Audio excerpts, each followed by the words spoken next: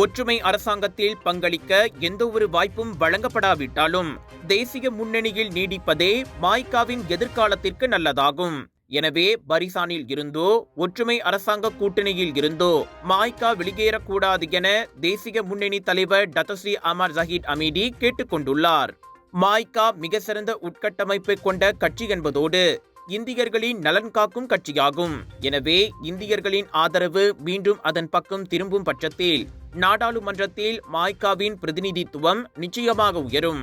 UMNO, மாசிசா, மாய்கா மூன்றும் தேசிய முன்னணிக்கு மூவேந்தர்கள் போல இந்த உறவு நீடிக்க வேண்டும் என துணை பிரதமருமான ஜாஹிர் தெரிவித்தார். கட்சியின் எதிர்காலம் குறித்து வரும் அக்டோபர் பொது பேரவைக்கு பிறகு முடிவெடுக்கப்படும் என மாய்கா தேசிய துணைத் தலைவர் டத்துஸ்ரீ எம் சரவணன் முன்னதாக கோடி காட்டியிருந்தார்.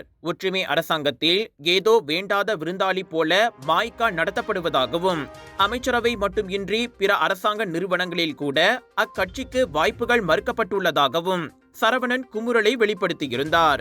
இப்படி 3 ஆண்டுகளாக நம்பியே மோசம் போய்விட்டதாகவும் இனியும் ஏமாற தயாராக இல்லை என்றும் அவர் கூறியிருந்தது குறிப்பிடத்தக்கது.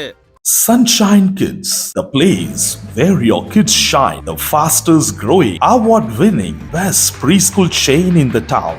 Welcome to our preschool, where learning meets fun. Our preschool provides a nurturing environment for young learners to thrive. www.sunshinekids.com.my